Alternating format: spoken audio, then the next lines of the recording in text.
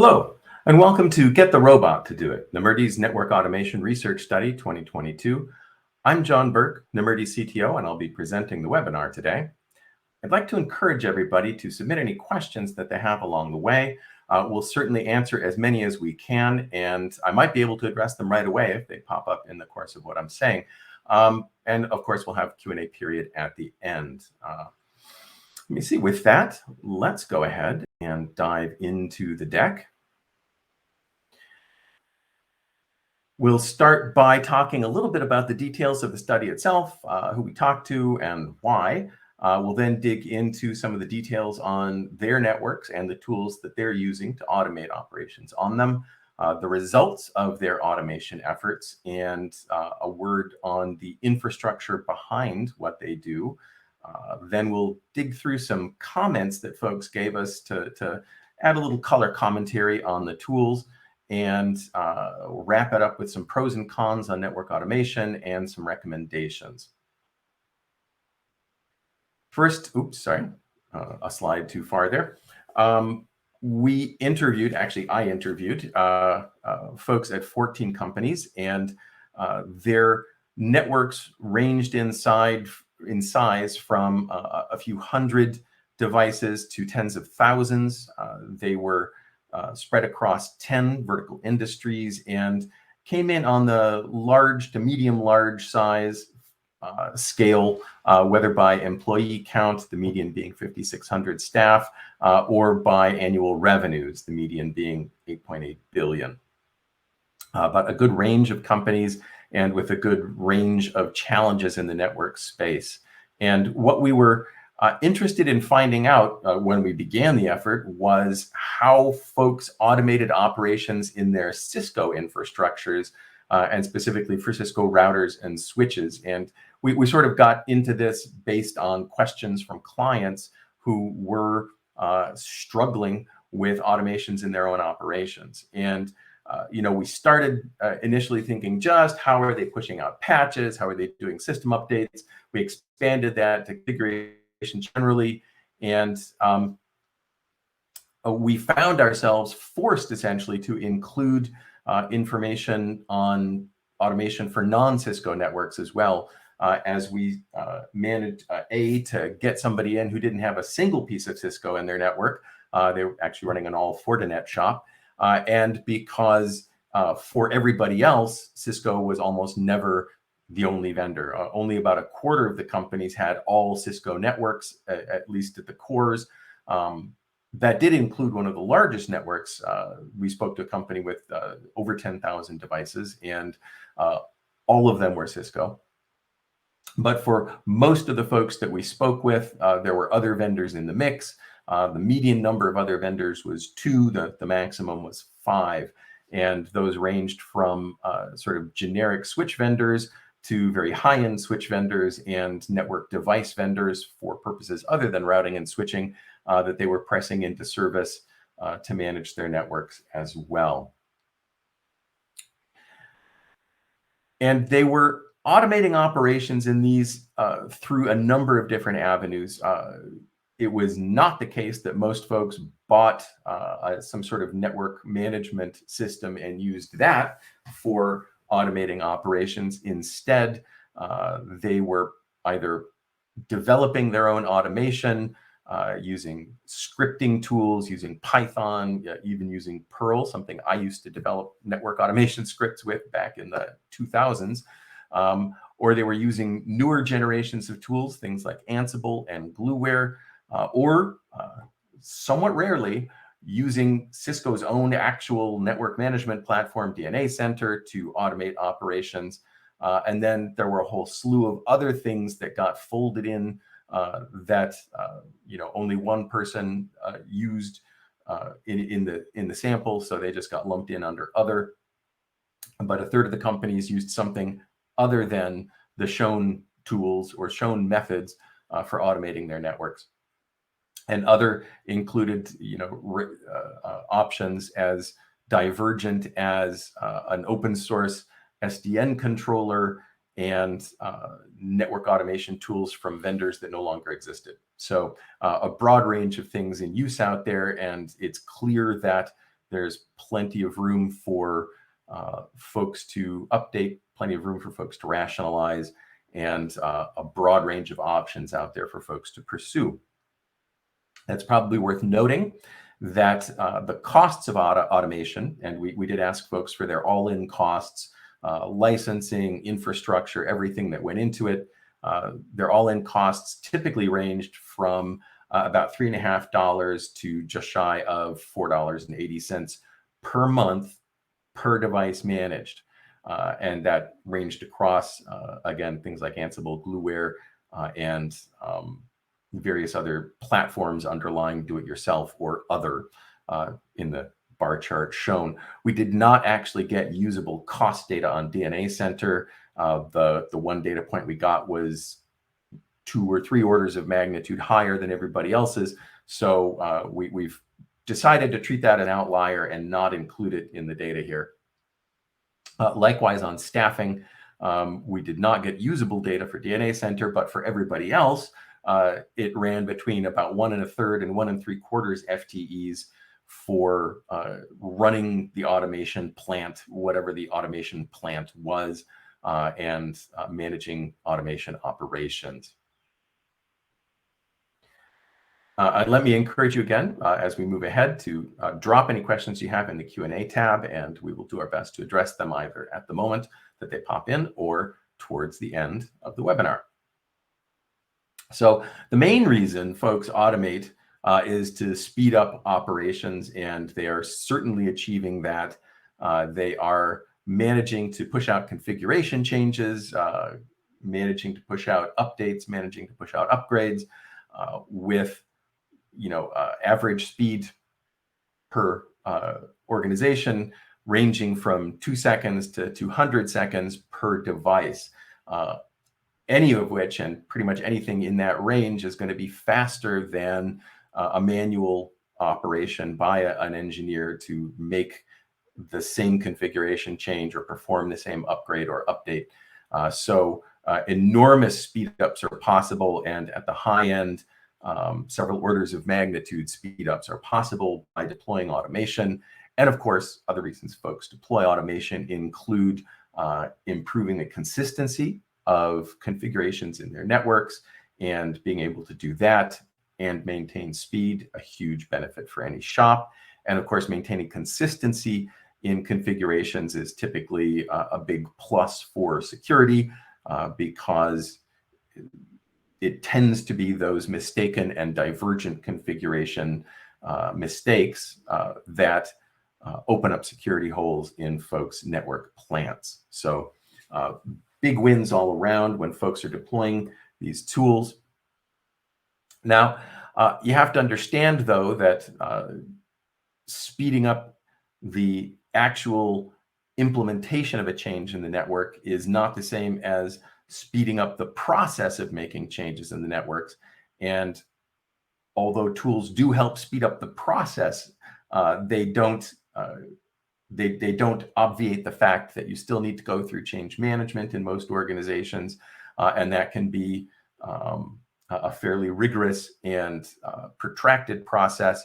But still, we did see that folks who were using automation for their changes were able to effect some speed ups in change management as well, because basically once it was vetted, the proposed automated change was vetted for the test nodes it was run against. It was approved for everything it could be run against, as opposed to there being repeated rounds of testing and validation prior to push out. So we saw that for the fastest organizations, the process was running about 1 day from approval of change to implementation of change, but the average was 20 days, and that's not so far off the average in unautomated shops as well, based on older research that we did, and that the slowest was running a little over a month to go from change requested to change implemented.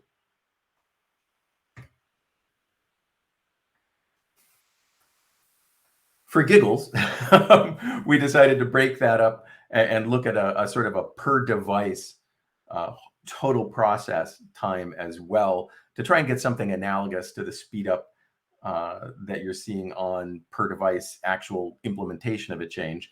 And what we saw is that the overall process time from change request to change implemented was down to 3 minutes per device on the fast end of the scale, and was still running over 840 minutes, so more than 12 hours, more than 14 hours per device in the slowest shops. So there's some real cautionary notes to keep on board as you approach an automation project, as you try and sell management on buying some new service or tool or support for automation, which is that although, yes, I can make the change now using the tool in seconds and do it more consistently and therefore more securely, that doesn't change my change management or other administrative processes. And I'll need to look at whether I can change them once I've got the tool in place and know how to use it best. But if the process still requires a month of lead time, the process is still going to require a month of lead time. So that's something that needs to be approached in parallel, but separately from the process of actually implementing automation in the shop. And it's probably worth noting that there are other kinds of intersections with change management. We'll talk more about them as we go through, that need to be kept in mind as one pursues automation in the network more broadly and more deeply. So this is a summarization of the data that we saw on the previous couple of slides, broken up by approach to automation, where we saw that, excuse me, for example, folks who were using do-it-yourself methods, like their own Python or Perl scripts, were running about 43 seconds per device to implement a change. And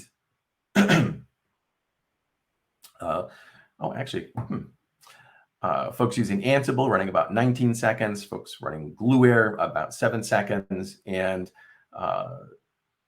on the other half of the slide, the process time per device, where we're looking at Ansible about 8 minutes per device, Glueware shops about 14 minutes per device. So looking at those things, you can see the divergence between again, implementation time and total process time, and whether there's causality. Doing it with Ansible lets you speed up your process, or whether there's just correlation. Folks who are doing it with Ansible are otherwise speeding up their processes. We can't say for sure right now. It'd be interesting to follow that up in later research, but we can see that there's some significant benefits in using these tools.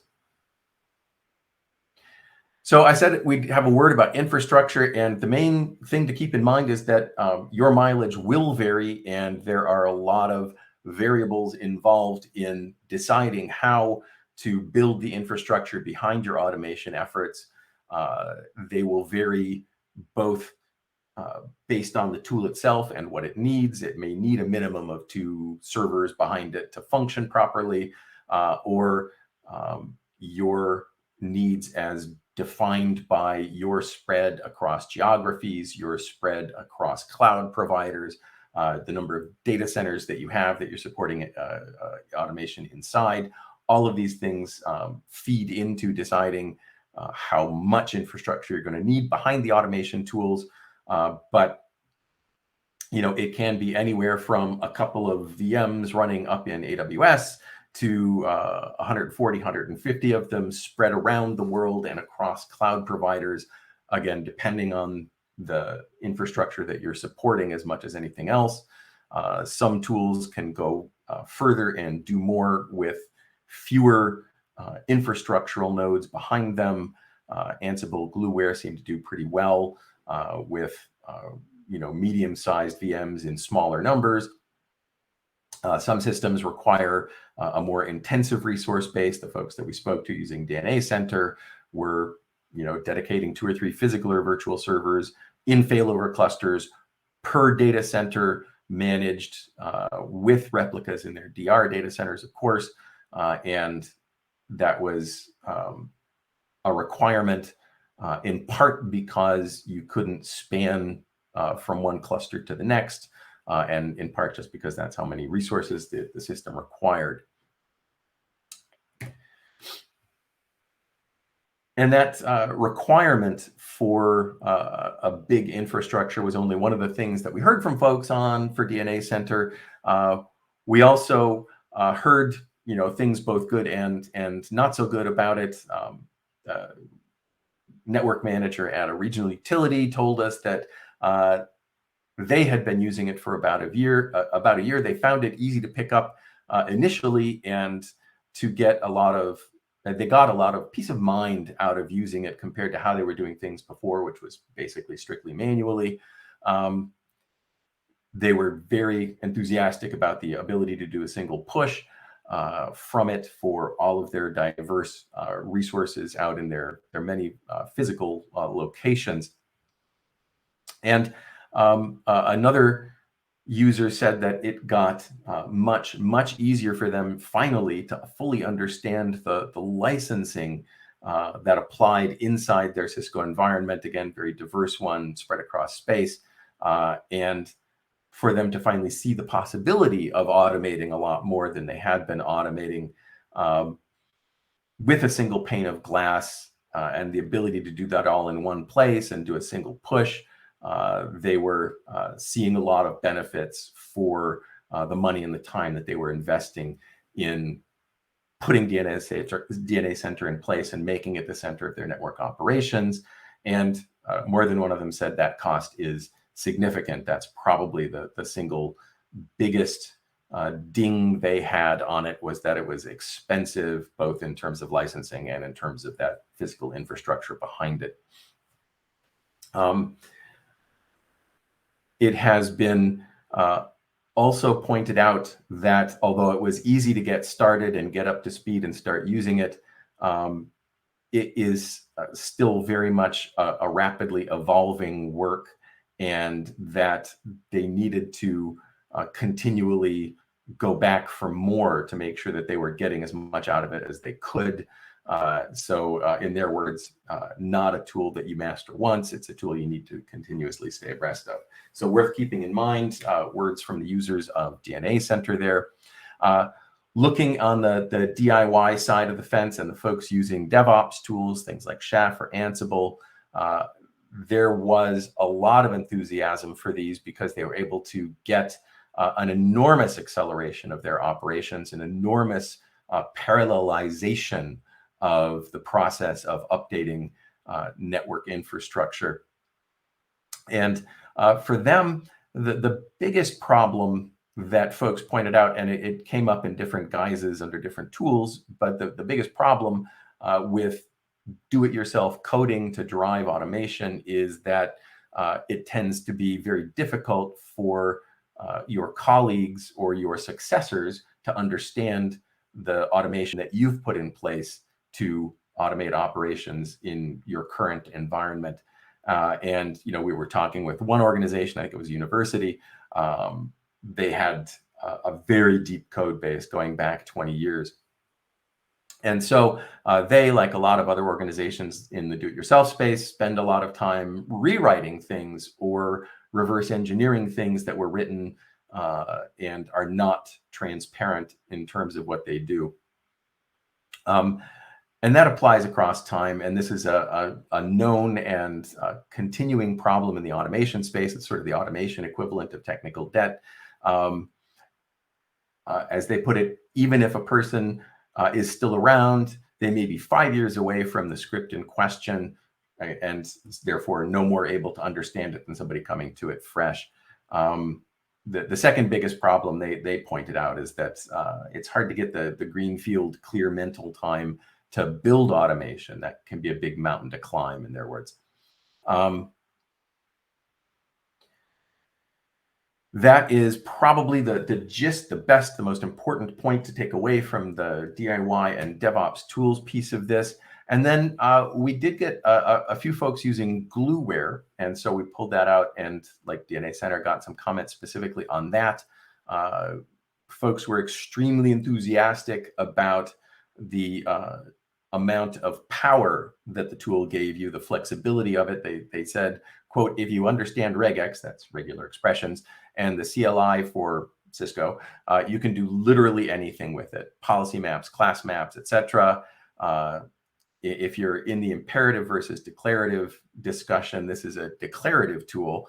And it gets you out of the mindset of programmers doing imperative development, where you find a network device and tell it things that it's supposed to do to get itself into the right condition. It is instead a declarative tool, where you define the state in which a given network node or set of nodes or type of nodes is supposed to be in, and the tool is responsible behind the scenes for getting it into that configuration. So in that imperative versus declarative dichotomy, it's solidly a declarative tool. I declare this is the state that something is supposed to be in, and Glueware, you go ahead and make sure that it gets there.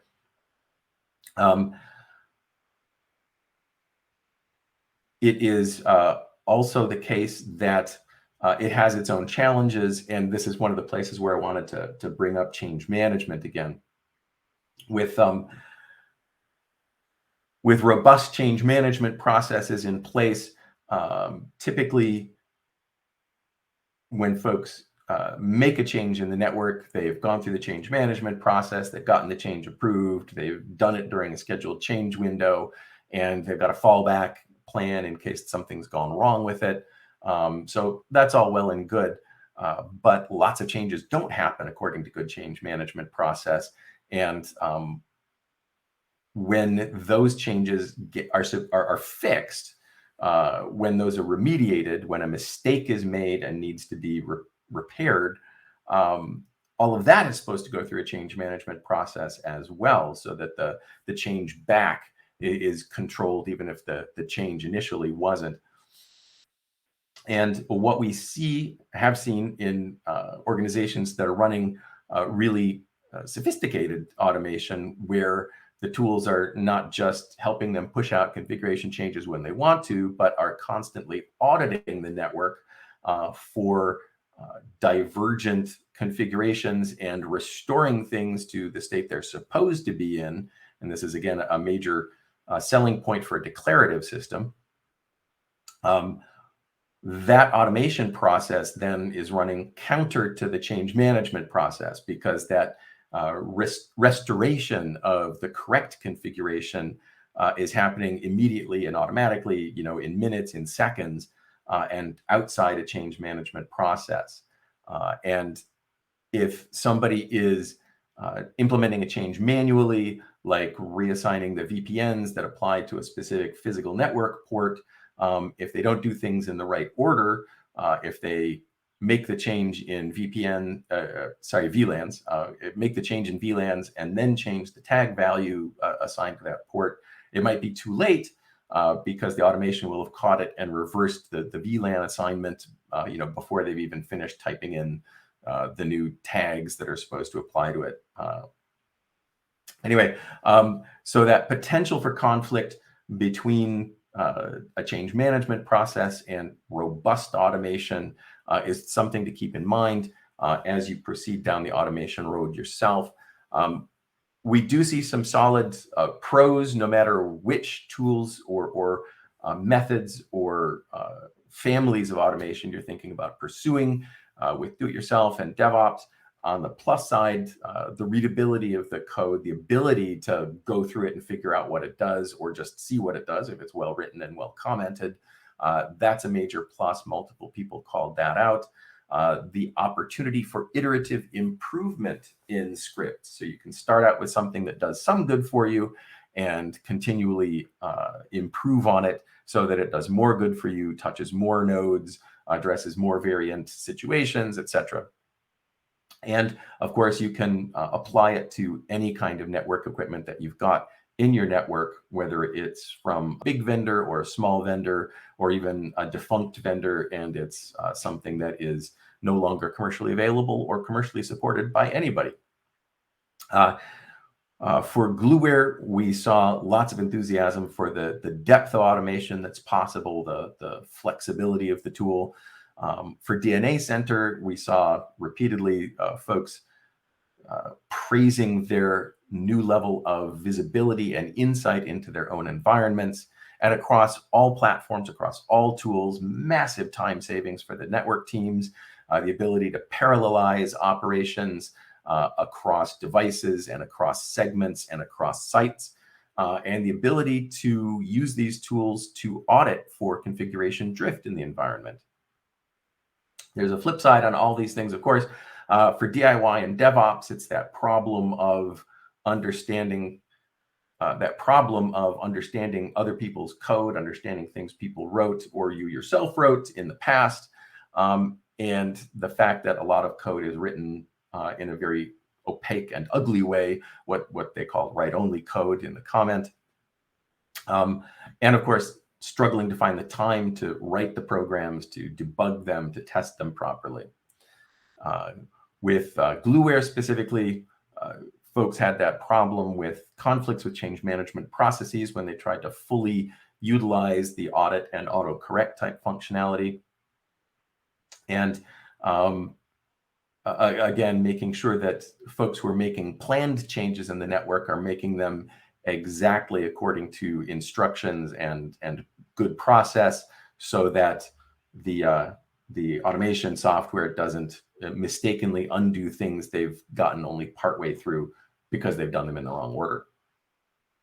With DNA Center, consistent cons mentioned included cost, the complexity of the tool, and we had a couple of people call out their surprise that features were showing up on trial licenses, and having to cope with whether they understood what they were, how well they understood whether they could or should use them, and not building any reliance on them before they knew whether they could afford them in ongoing licensing.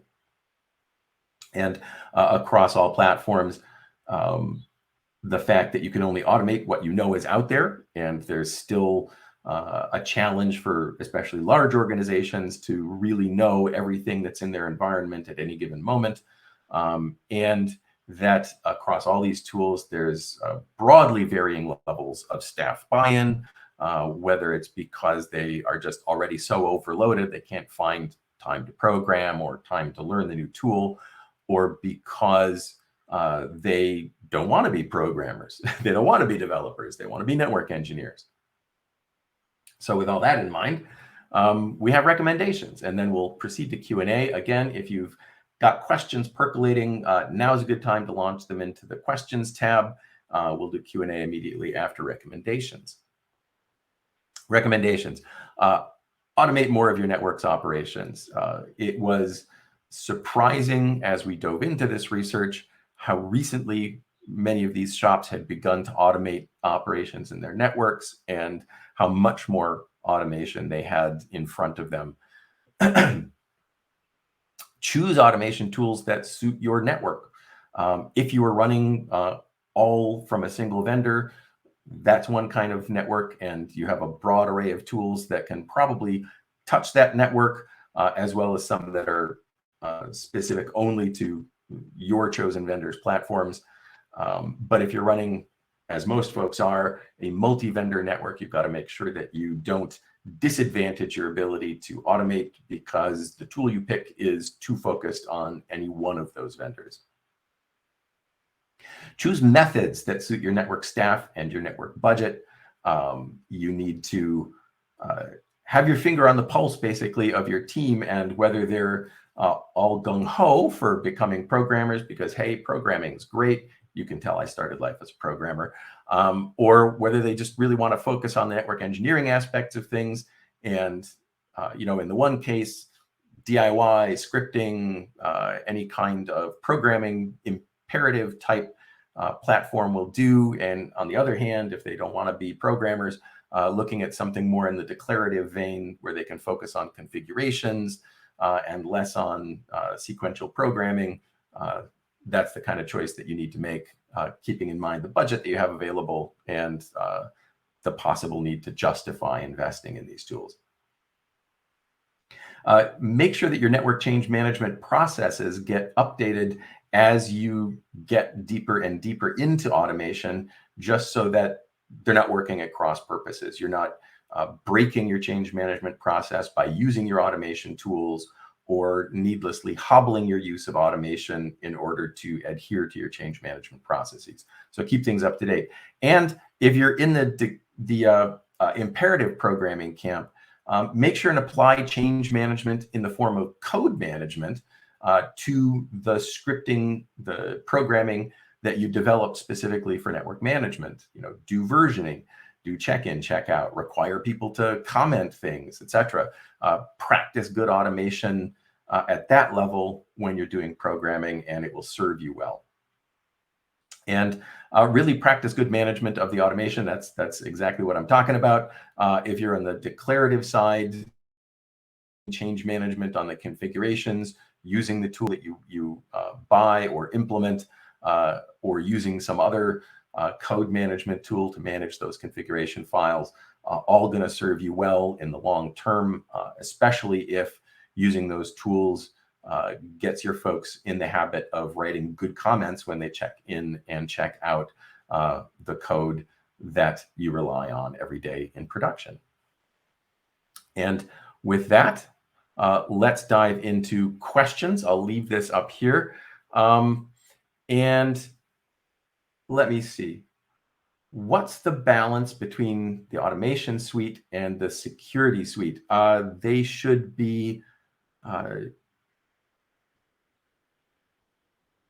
they should be managed in parallel with each other and in coordination with each other. There should be security folks who are involved in the development of automation, whether it's the coding or the configuration definitions, of course, to make sure that what you're pushing out there, you're improving your overall baseline security, and also to make sure that how you're pushing things out there, you're pushing it out securely, making sure that you're using SMTP3 at the minimum, or some other more secure method of getting configurations out there. The automation suite and the security suite don't have to be the same or from the same vendor, but you should be able to make them work together with each other, and certainly the teams need to be working together with each other.